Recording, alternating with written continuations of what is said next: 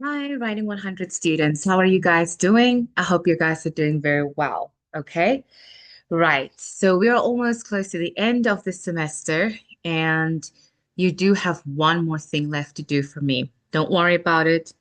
As you know, I always give you guys step-by-step guides on how to complete something. Right. So we don't have much time to actually produce an official research paper. So what I would like you guys to do is to actually do a reflective writing on a research paper. Okay. It's so easy. The deadline will be in June sometime, not now, where you're going to have enough time to do it. And this is going to be the final grade. So you have to do it so that I make sure when you go to English 101, you at least have the basics of argumentative structure and research structure. Okay? Right. So let's get started for today. I know you guys are asking, but Miss, why? Why can't we do the research paper? Because I personally don't think it is fair because a large amount of your time was online and I wasn't able to oversee all of that. So I'd rather have you actually do reflective writing, which is just as effective than actually do a full-on conduction of a research paper. Okay, so let's have a look at this. I'm going to share my screen with you. Okay. There you go. And this is something, by the way, that you can do quietly by yourself on your own. It is very much based on previous skills. So the most bottom line is the only thing that's new that you're learning is how to write a reflective essay, okay? About what? About a research paper. So don't stress out. It's really based on your prior knowledge, which all of you should have since you have taken this course, okay? So let's get started. Right. So first step is, what is reflective writing? So reflective writing is not a summary, okay? You're not going to go read a research paper and now you're going to give me a summary. No. A reflective writing or reflective essay, it is analytical voice, your voice, responding to someone else's research. You examine the paper critically and you explain what the researchers did, why they did it, and to connect their work to a broader idea. Okay? So, first of all, it's not a summary. So, you're not going to come and write me a summary. Okay? Basically, retelling what is the paper, listing the results, no, describing the methods. That is not a reflective. Okay? That is actually very surface level learning. I'm going to challenge you a little bit more. You're going to evaluate why that paper is important. You're going to evaluate and judge whether the results are convincing or not. You're going to question if the methods were appropriate or not. Okay. That is reflective writing. So you're going to evaluate why this paper is important. Why did they even think of this topic? Whether the results are convincing. Just from the results, do you think that this paper can make an impact? Okay. A lot of you did a lot of your research paper presentations on medical findings. Okay. Some of you did it on vaping versus smoking. Exactly. When you saw the results, were the results impactful? Are they actually impactful? Will they change how countries regulate policies? Whether countries ban certain things? Whether schools ban certain things? So it is really about checking whether this paper is analytically sound. And you're going to question the methods. Was it good for them to do a survey? Would have they gotten better data if they actually just did an interview? All right. That is reflective writing. All right. So let's track back. What is a research paper? You guys have done this before. What is a research paper? All right. A research paper reflects on a few things. One, it has an introduction. Okay. It sets up a problem. It states the research question and explains why the study matters. All right. After the research, you often find a thing called literature review. It shows what other researchers have done with a similar topic or a similar theme. It gives you background knowledge of what and why this current researcher is doing his research and what is he basing it on? That's the literature review, okay? Then it looks at methodology. This one you guys should know. It explains how the study was conducted. How did they experiment? Okay. Did they experiment through observations? Did they experiment through surveys? Did they experiment through interviews? Those are methodologies. How did they collect the data? Results. It is presenting the outcomes. What were the patterns that were found? Okay. What are the statistics? Without interpretation. Remember, when you talk about results, you look at it raw. This is the findings. This is it. You don't give any interpretation of it. And then you have your discussions and conclusion with this interpretation, the results, what they mean, notes, and limitations. Yes, you guys did this in your Reading 100 class. So if I ask you what is a research paper, you already have that background knowledge because you did this for your presentation, isn't it? You did that, right? You got a grade. Some of you got really good grades for it.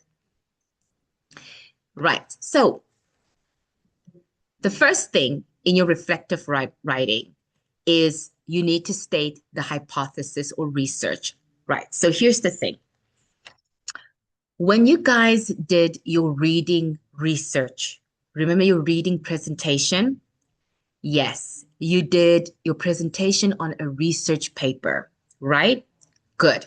That research paper has a hypothesis or a research question.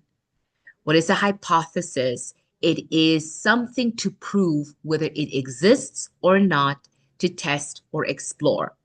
Your job is to find it and explain it in your own words, okay? So what should you do? You get that research paper that you did for the reading class. You have that. You should have access to that, right? You have it. You did a presentation on it, so you should already have the knowledge about it, right?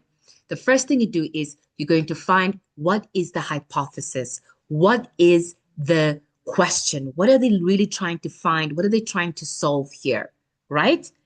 That is the hypothesis, all right? You look into where do you find it? Easy. You look at it in the abstraction, in the abstract, or the introduction.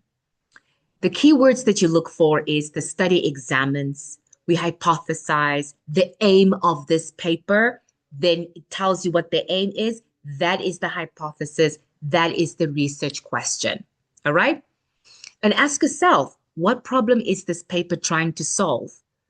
Are they trying to tell us that vaping is better than normal conventional smoking? Are they trying to tell us that,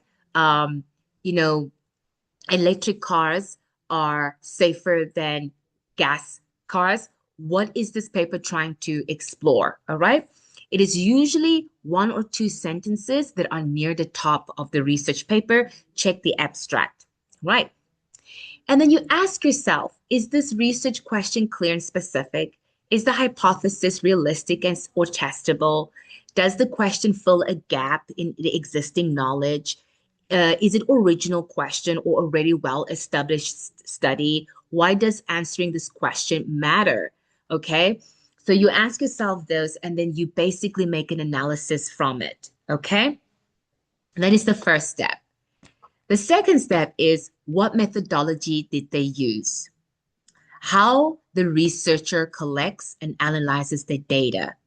So when you look at the research paper, the first thing you look when you go to the methodology, what did they use? Okay, did they use quantitative? Remember, quantitative is when you're trying to collect mass data. So you do it through surveys, statistics, okay? It's numbers. Just think of numbers, you think of quantitative. Or was it qualitative, such as in-depth, rich, but insightful, harder to generalize? Did they use surveys? Did they interview people? Was it elongated? Did they, observe? Those qualitative. Mixed methods. Did they use a combination of both? Okay. You'll see a lot of research papers do both of them. They do quantitative and they do qualitative, especially in social studies. When we look at behavior, sometimes you'll see them doing one that is a survey based, and then some of the questions that we'll do as an interview. All right. Right. Then when you look there, you need to look at the limitations and gains. Sorry about that. All right. What are the limitations? Is it because they didn't have enough people to sample from? Was it self-reported data? Because if it's self-reported data, it is not good, right? Did they not have enough time when they were doing the research? Was it long-term data or short-term? And what were the strengths? What were the good things about the methodology? Was it controlled? Okay. Did they have a very large database set so that they could extract and make a more larger claims? Remember, if you can survey 10,000 people, okay, it's much better than surveying 500 people because you can see a pattern clearly, all right, from 10,000 people, all right? You can gather more information. Is it the information they've used? Was it peer reviewed and credible? Okay, so you're going to look at the methodology and you're going to analyze that methodology of the paper.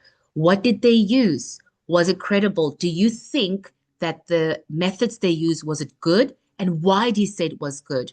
Or do you think it was very limited? And why do you say it was limited? Okay, all right. Then the next one, you're going to analyze the results. First of all, did they accomplish it? Remember at the beginning, we said a research paper always has a hypothesis. They're trying to prove something.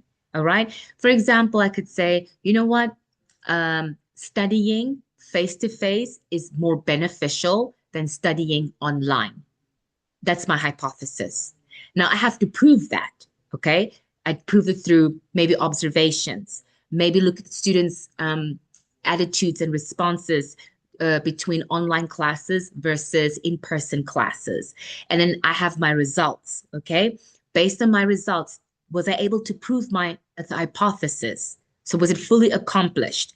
For example, the findings were very clearly supporting the hypothesis. The results were consistent, they're significant, and they directly answered the research question. So look at the research question at the top, then you look at the result. Does it answer it specifically? Is it partially accomplished? Okay, some results supports the hypothesis, but others are mixed, they are inconclusive, or they contradict the original prediction. Okay, or not accomplished at all. That means the data did not support the hypothesis or the research question. This is still valuable. So I always tell students, when you do a hypothesis and you do research, and your hypothesis is saying, you know what, online face-to-face classes are more beneficial than online. And then you do your research and you find out that most students are saying, no, online classes are good. It doesn't mean your research has failed just because the outcomes is the opposite. Your research is still valuable because even if it doesn't answer your hypothesis, it's actually telling people, wow, maybe if students think that online classes are really beneficial, wow, as an institution, that is telling us we need to spend more money on technology so that we can provide more online classes. So it doesn't, just because it disproves your hypothesis, it doesn't mean it's, useless data. It's not. It's very useful. Okay, very, very useful. That's why I say, even if your hypothesis is not consistent with the results, it's still a result, and it depends on what you do with it at the end. Okay, it can bring on a lot of institutional changes, a lot of policy changes, even if it doesn't answer your hypothesis directly. Okay, right. Then you're going to put it all together. All right, so this is the part I want you to really pay attention. How do you put it together? You have your introduction. All right, in the introduction, you introduce the paper. You're going to say, this essay reflects on this paper by this author who investigates what? What are they investigating? Research question. Okay, what are they investigating? Whether vaping is healthier than smoking, whether energy cars are better than gas cars, whether online classes are better than in-person classes. This is what you say, okay? Then you state the hypothesis. The main research question about this paper is significant because explain the research question in your own words. Evaluate whether it's clear and significant, okay? Why is it important to discover whether online classes are better? Why? What is the author saying? Why did they do this research? Okay. Then you're going to start describing. Look at the methodology. You're going to identify the method type, analyze one strength and one limitation. All right. The researcher, whoever the author, this is an example for you over here. All right. Employed qualitative methods. All right. While this allowed them to find this, there was one key limitation. Okay. Sorry, the lights went out in my office. Okay, so you're going to explain the methodology. After that, you're going to explain the results and analysis. What was the results of these findings? And judge whether these results are accomplished, the original aim. What is the original aim? The hypothesis, okay? The research question, all right? For example, here's a starter. The study found that the study found that, and you explain, or you say, in my view, this fully, partially, or completely does not answer the research question because of what? You write a few sentences there. And then you write your conclusion. And remember, conclusions are always the same, okay? You summarize what you have done and you discuss the main takeaways. So, for example, what is the biggest learning lesson from this paper? What would you want to see the next research based on this paper? All right, the overall paper contributes to the field of dentistry, for example, because vaping still has effects on people's dental health. For example, some of you did that research. Yep. How will this impact the dentistry field in the future? All right. So that is what you're going to discuss. So let's go through it again. How will you put the paper together? You have an introduction and you start your introduction like this. This essay reflects on, name the paper, the title of the paper, by the author. What are they investigating? They are investigating this. Okay. What is the hypothesis of this paper? And is it significant or not? In your own words, this paper is examining this, this, and this, and this. From this, I believe it's important because of this, okay? The methodology, identify what methodologies were used, why were they used, what were the accomplishments, and what were the limitations, okay? Then results and analysis. What did this research paper find? What was in these results? Did it fully accomplish, partially accomplish, or did not accomplish to address the hypothesis at all? And why? Okay. And your conclusion. What are the main key takeaways from this? Okay. All right. So you're going to reflect on the introduction, the hypothesis, methods, results, and conclusion. All of them together. Okay. And then you are going to submit that in the second week of June. So you've got quite a bit of time to put this paper together. And it's to make sure that at least you can reflect on what is a research paper, what is a hypothesis, what is methods, what is literature review, results, and the conclusion. Okay? Please do look at your Writing 100 course. It has the entire outline of how you need to do it and how you need to submit it, okay? You're going to ask me, which paper am I going to use? Which paper am I going to do? You're going to do the paper you did for the Reading 100 class. Do not pick something new. Use what you already know. Picking something new is going to confuse you. You already did a research paper presentation. Pick that paper and you write a reflective writing on that paper. Okay? All right. I hope this made sense. I will post this on with an example for you guys and an outline.